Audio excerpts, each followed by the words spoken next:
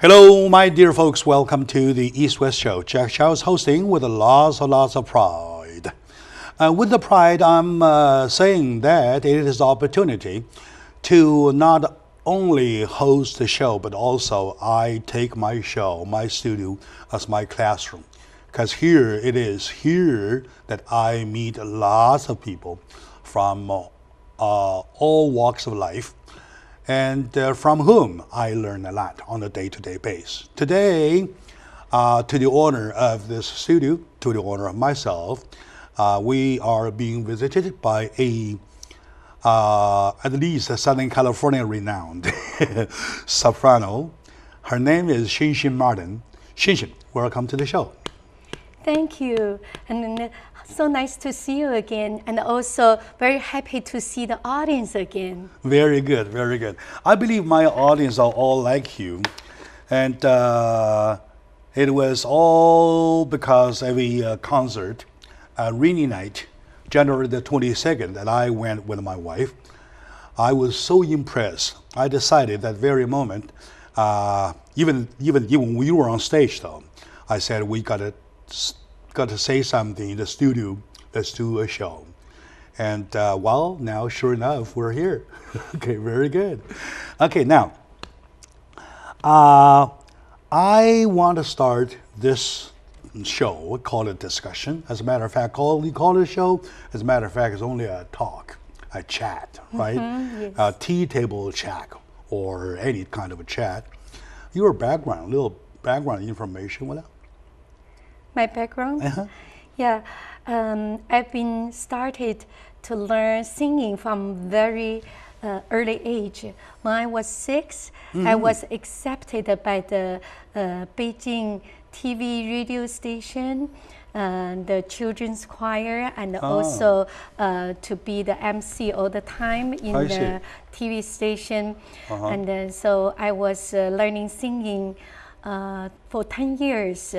Until you were 16. Yes. If I keep 17. tracking, Yeah. I can secretly tracking your age. The main trick, yeah. Okay, and then so from there I have learned so much from the teachers and also a lot of artists in China. So when I was 18, I was accepted to the college. I was learning music education and vocal. In Beijing? In Beijing. I see. Yeah. In Beijing, all right. In Beijing. Okay. Yeah. And then how many years you were there with the... I was there for 4 years, and after I graduated, I was working in Beijing TV station for a music youth program. I was the editor and also the MC. I see. When you say MC, you're saying you mean a host, right? Host, a host. yes, Okay, right. good. Okay, good. Yeah. And then after 5 years, I went to Europe. I went to Italy, Malta to learn vocal opera music. I see, Yeah. I see. So you went to Europe for quite a bit. That's 2 the years. heart of vocal art, right? I like that. Authentic one. Yeah, of course. Yeah, go ahead, please. And then in 1997, I came to United States. I have learned with many very good teachers in United States, in California. So I never stopped learning until now. Until now, very good.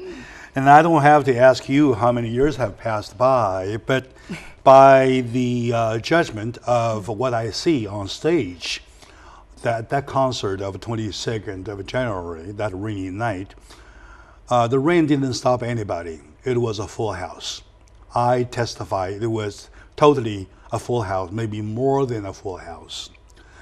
I went to concert. I go concert all the time, but that rainy night with an overflowed full house, that quite impressed me. right?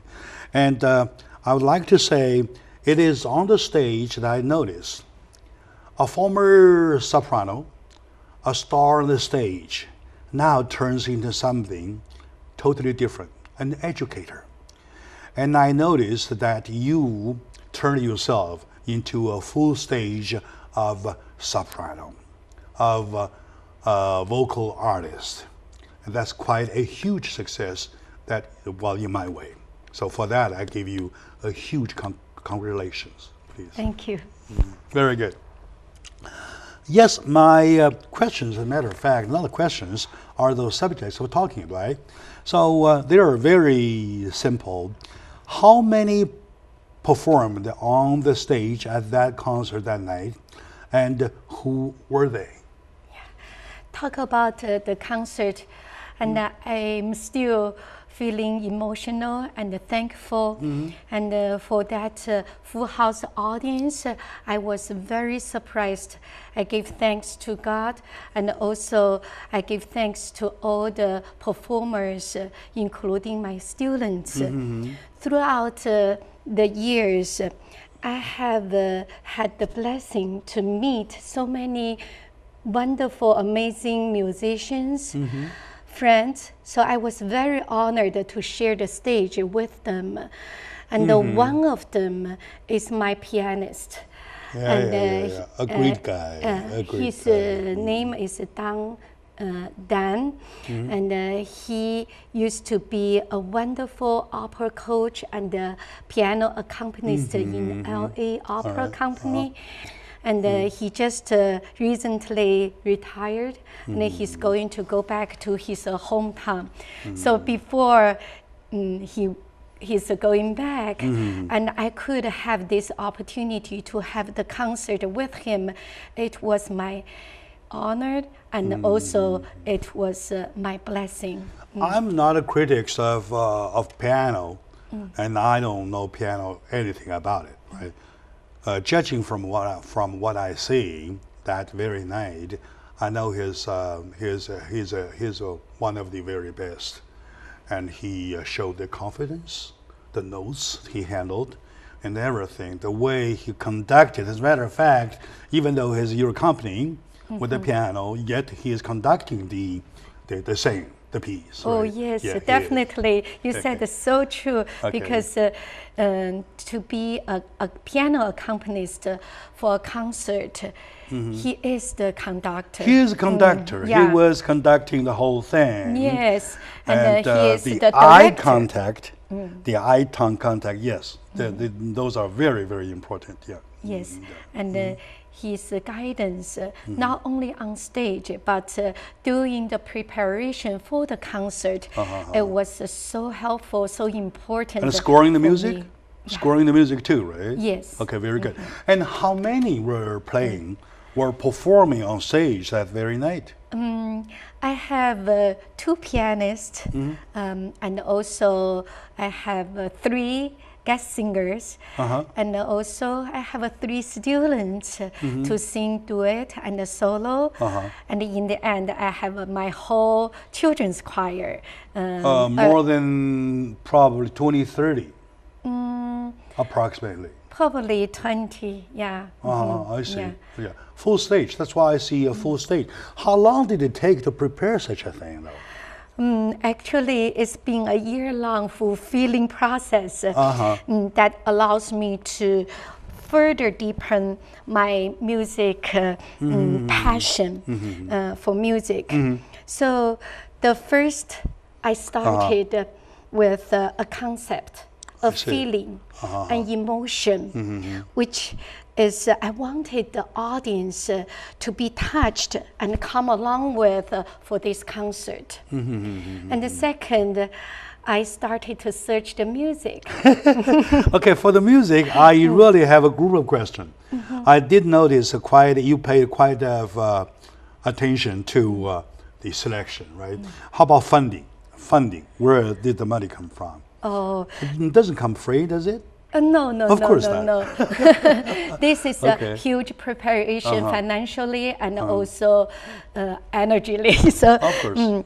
I have the blessed to have many good friends and the students who support me for these many years, who believe in me. My ability truly can touch someone's heart. So I'm very grateful to my longtime student, Sunny Xia, who is the main support to my concert. I see.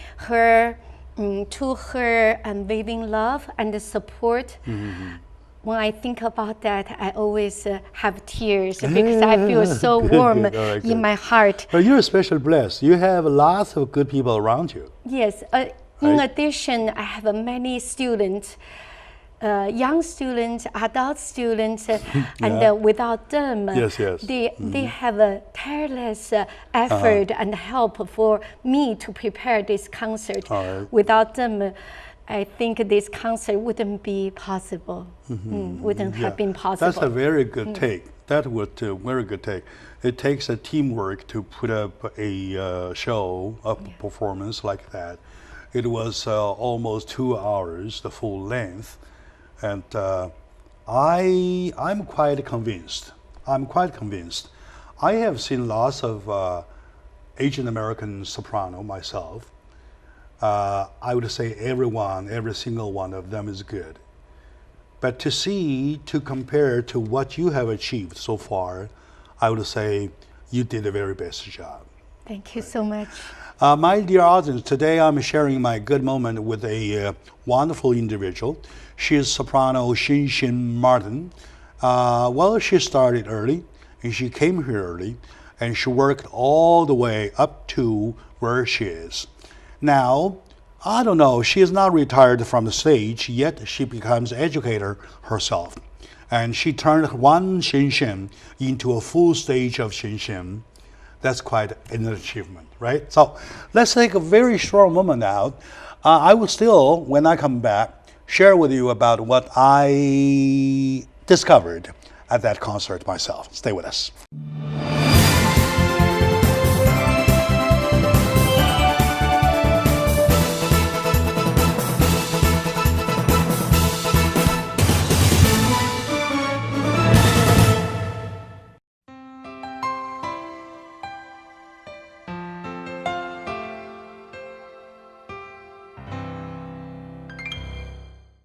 Hello, my dear folks. Welcome back to the East-West Show. My name is Jack Chow, your lovely host. I hope you love me. Anyway, yes, we are having a very good time. I myself is having my good moment of exchanging ideas with this great, wonderful friend of mine, Xin Martin. She is a soprano by profession, and she is an educator by profession. She is a believer in God, and she works everything for the purpose of worship, right? And for the motivation of more people coming to Jesus, who I am a Christian about, right? Also, now I noticed your program book, okay, and I see clear distinction between part 1 and part 2. Part 1 being somehow classic. Part 2, somehow more of popular things, right? And how did you make this selection, please? Okay, Jack, you're very professional. Oh, thank you. You noticed something very professionally. For the first half of my program, I use art song and opera arias. For those art song and opera arias express a long tradition in vocal music. Okay. Yeah, it's a timeless music. So whose themes are still relevant to us today. Of course. So I wanted to ground my concert with foundational classic repertoires. And later, I broaden the scope to musical and spiritual. I see. So spiritual and the musical, they are built upon the foundational and the fundamentals of the first half of the concert.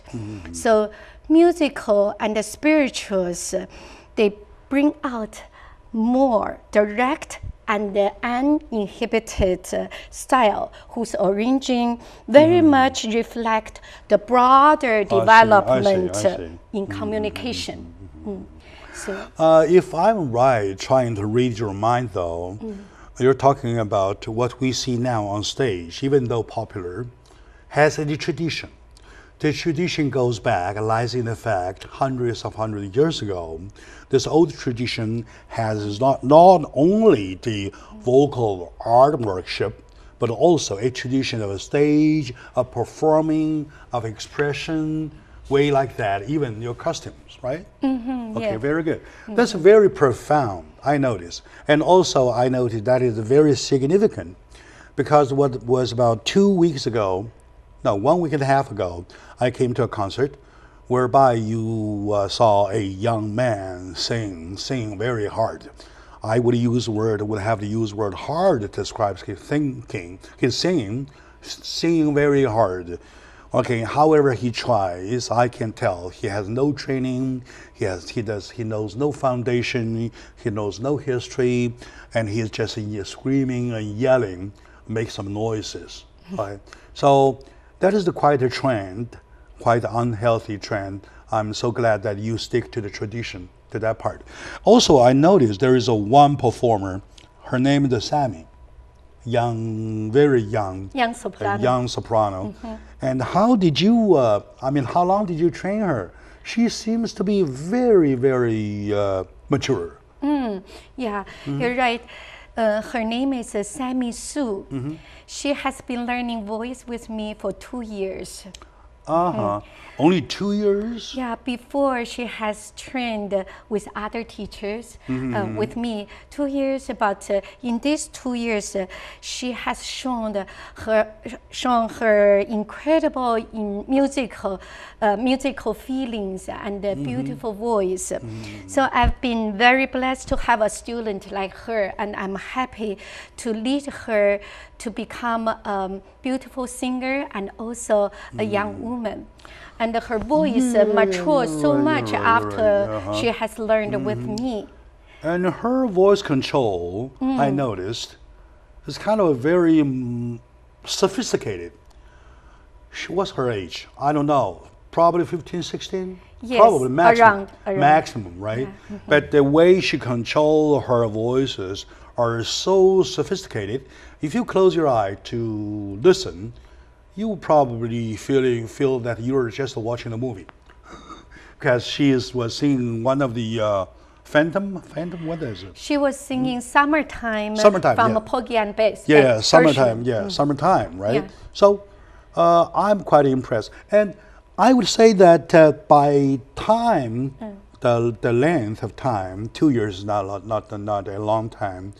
You must have given her some very kind of like more condensed training, more extensive or intensive trainings of that. Intensive and also scientific. I see. Yeah, very specific way to help her to move on to the next stage.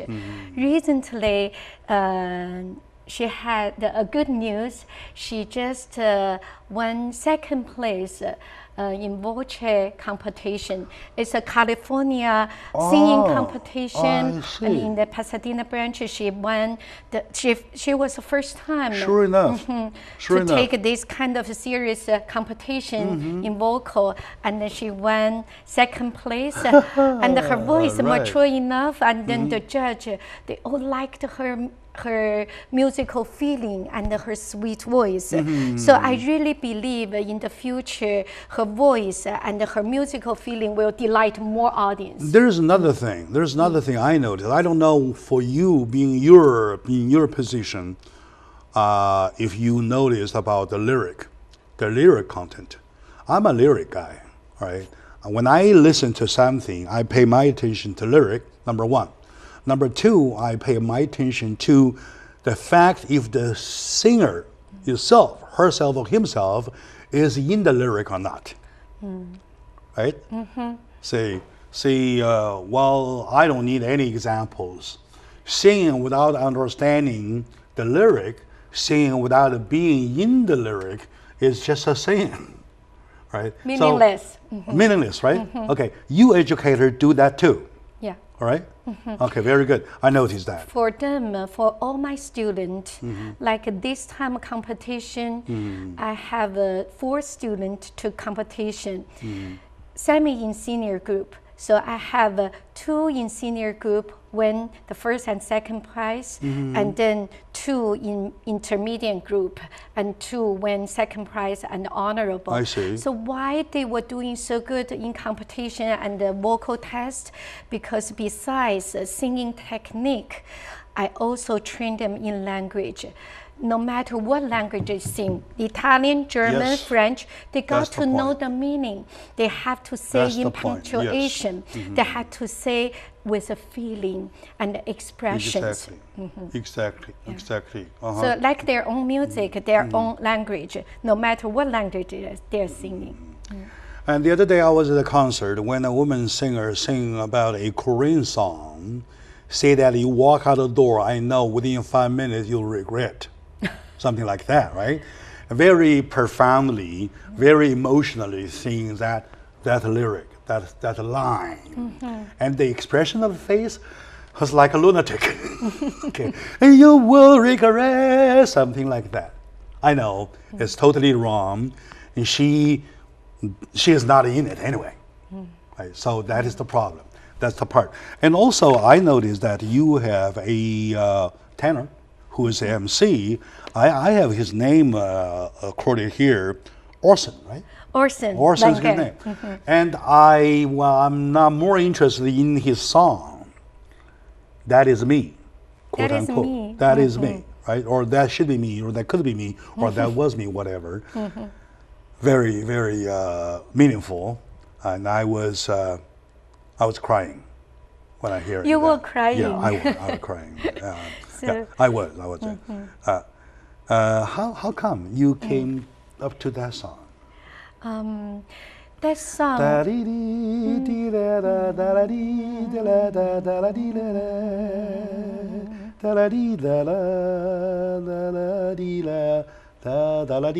no, something close anyway. Okay, anyway. good singing. All right. Yeah. So that song, you see, you were just humming it. It can be touching.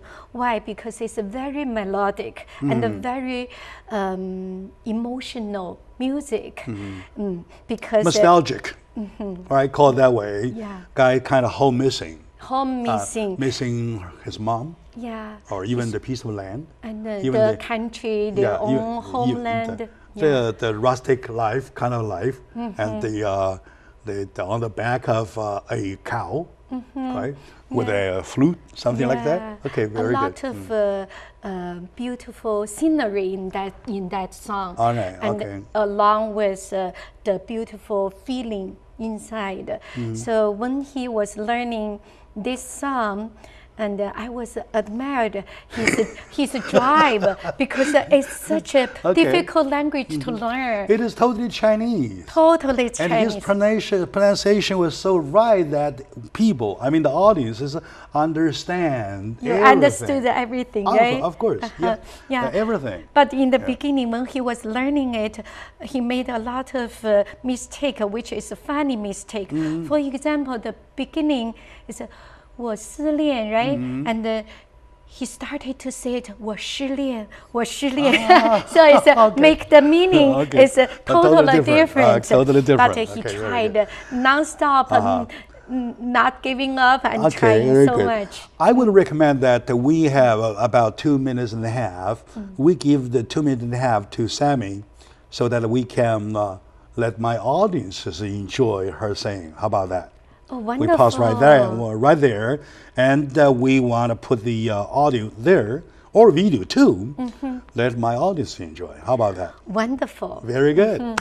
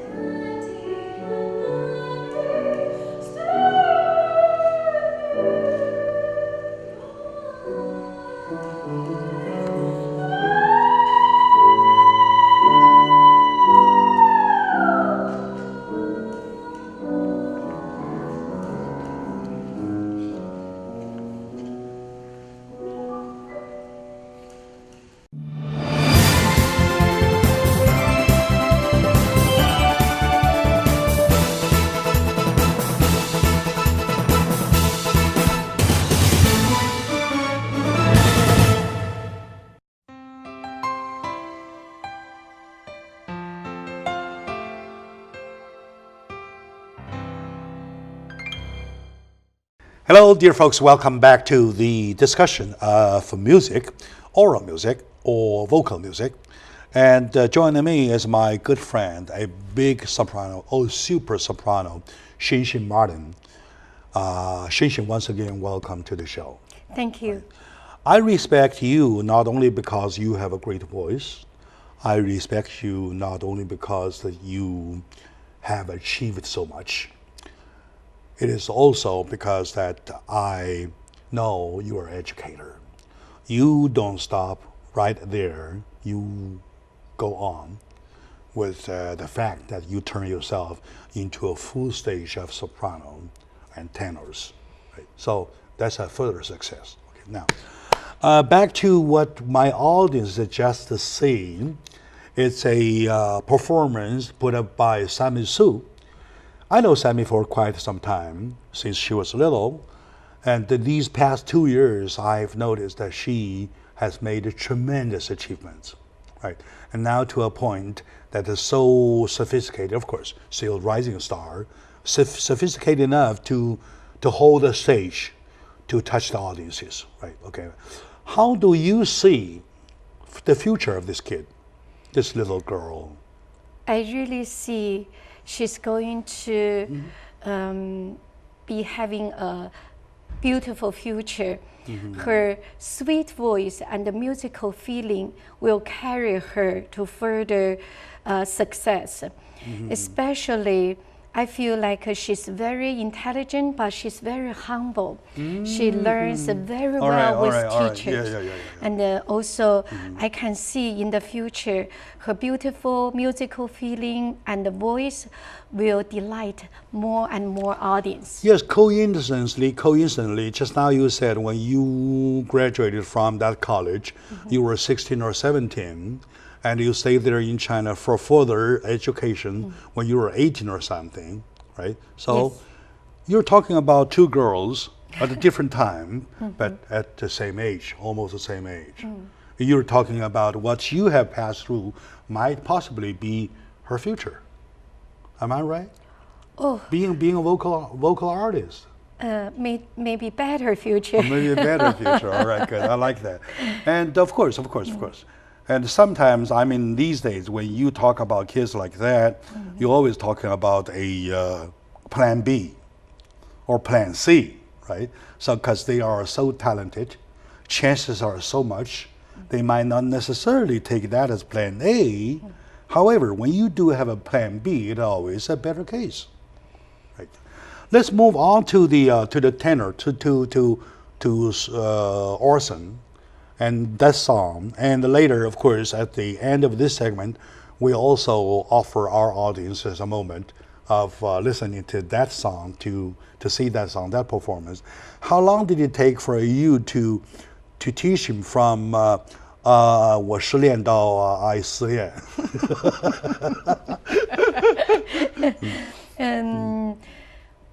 He has been learned with me almost like 3 months. Yeah, not every day, but from one step to another, it takes digestion. I see. Yeah. So word by word, or you just spell the Hanmi pinyin to him? Yeah, I do pinyin for him, but some seems difficult, like the J, the Q, and the X. Yeah. When we pronounce, we know the difference, but for them, they don't even hear the difference. So when I say it differently, I see. C, T, D, they don't hear the difference. Zh, C, C, Z, they just don't hear the difference. Okay. So I had to allow him to use his own mark to make the difference. I see. Include instead of pinyin, so he can make it really exactly right pronunciation. That I have I had the same experiences. I used to teach a friend of mine, Tara Mason, to sing 乌苏里江. All right, and she says 乌苏里江长又长 like that. And every time when she goes to 长又长, he goes 江又江. Like that. So you have to credit her, and when she cannot tell the difference, you will always allow her to spell out her own way. That's right. Right. Okay. Very good. That's quite a approach. I do recommend that more educators or vocal artists work that way, because it is okay. To put it to the logic here, this show though, we have hundreds or maybe if not thousands of shows or Chinese shows. Yet our non-Chinese speaking people, audience, do not know what we're talking about, right? The fact we're doing this show in English, though, is exactly for our audience to know that Jack Xiao and Xinxin Martin is talking about vocal music today, right? Now, same thing. When being nostalgic, missing mom, missing home, missing the land, though, our English-speaking friends know that they do. They never know that we do too, and how we do it, right? So it's a culture exchange. Yeah, in the most trustworthy ways. Right. Right. Very good. Very good. And my next thing to discuss with you is that do you plan for anything of the same in the near future? Because that rainy night when we were walking out, everybody was looking for their own umbrella.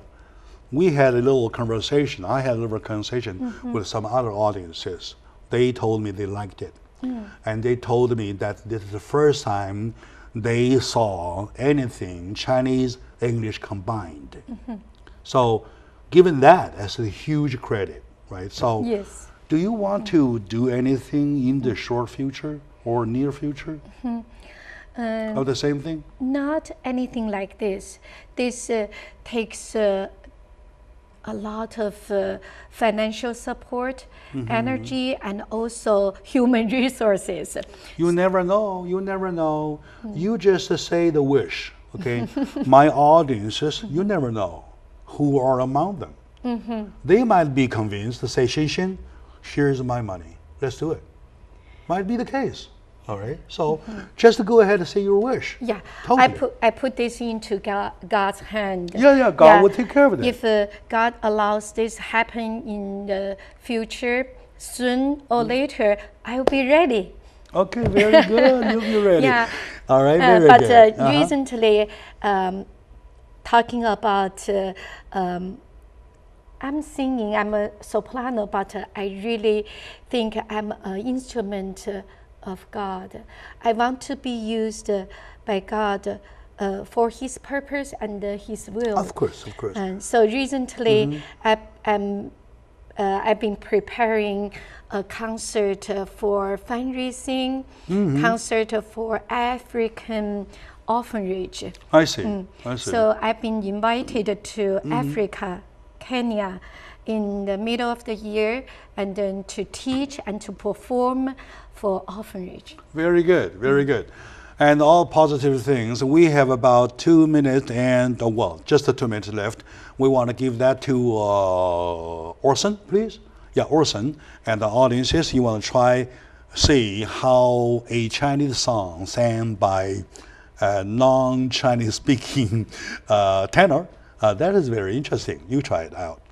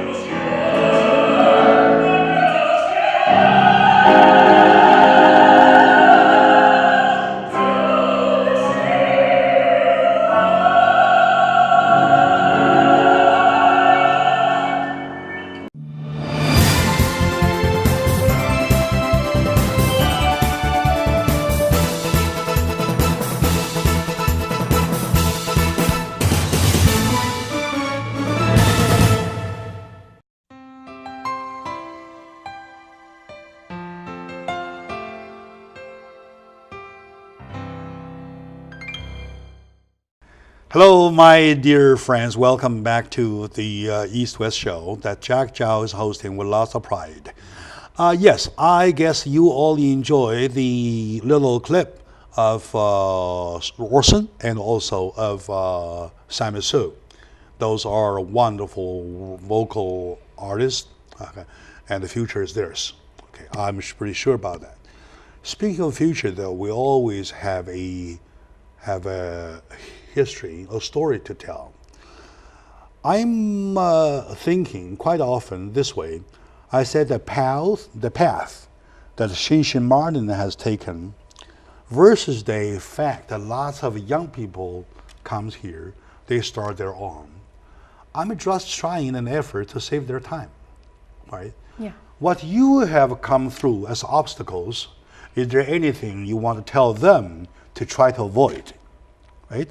What you have achieved as your experiences positively, what you want them to borrow in God's name to save them time. So anything in that regard you want to say, please? First say obstacles, what you want them try to avoid.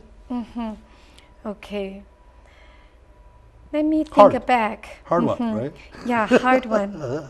Okay. And when I first started this journey in United States, in an unknown country, people, I mean, well-meaning people, they just tried so hard to convince me to forgo music.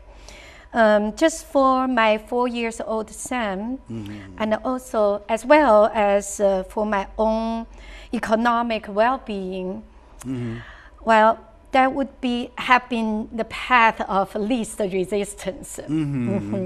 But I decided no matter what, I wouldn't give up for what I love. I see. Okay. So I think in the end that the message really is to pursue what makes you feel alive. Okay, very good. Yeah. And the passion cannot be replaced by money. Very good. Yeah, you're right. I give you a big hand for that. Thank you. A very big hand And for when that. the opportunity comes, you are well prepared. And you will see the beautiful blossom of your determination and hard work. This part tells that you should stick to what you love as a profession, what you love with all the emotion, right? It's like that. And on the other hand, I recall, oh, by the way, I wrote about her about 10 years ago. Remember that article I wrote about already you? 10 years ago. 10 years ago. And I believe that I know her quite a bit.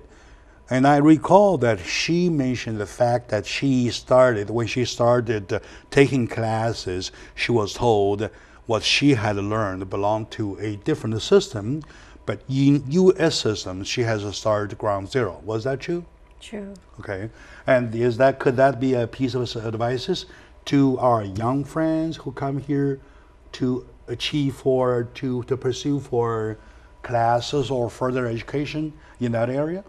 I think God gives everybody different talent, and then everybody is special. You don't have to go the same way. Some people go this way, they go to Berkeley, they go to USC, they can be successful. Maybe you can be successful without going anywhere, but you're learning and you pursue what you love, and you still be used. You can be used because you are talented and you are Very special. good. All right, determined. Passion, love, determination. Right, exactly. And some efforts. Efforts, non-stop. You be want a lazy bone that won't work, right? Yeah. A couch potato won't work. You want to be hardworking on those streams, right? Exactly. Right. And I have very limited time now. I may probably have to ask you something very professional. It's not a professional question.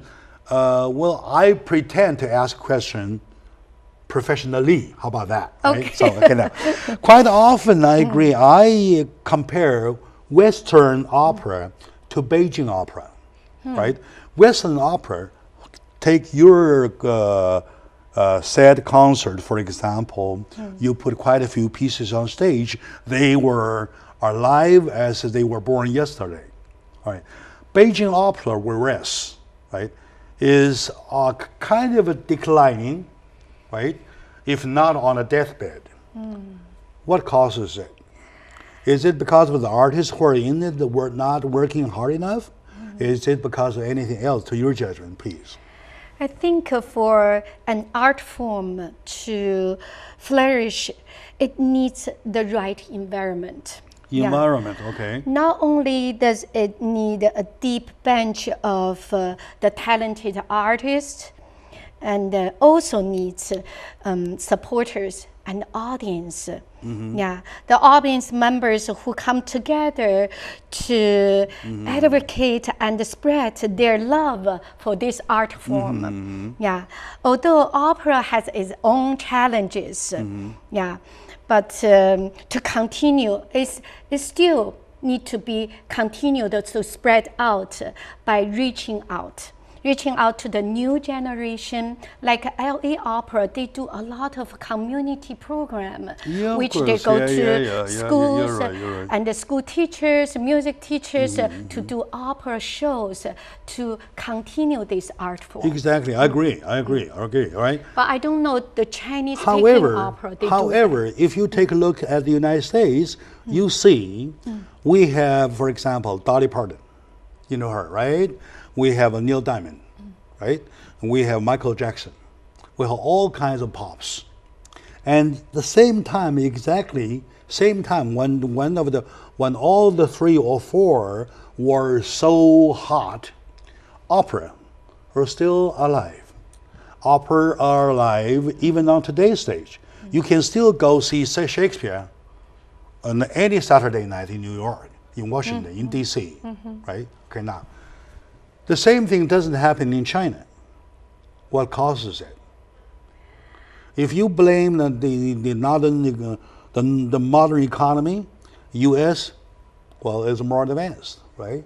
If you believe audiences, well, audiences are the ones that you make them. So I'm really lost in that case. I think another thing is the Chinese opera, the pace is so large and so slow.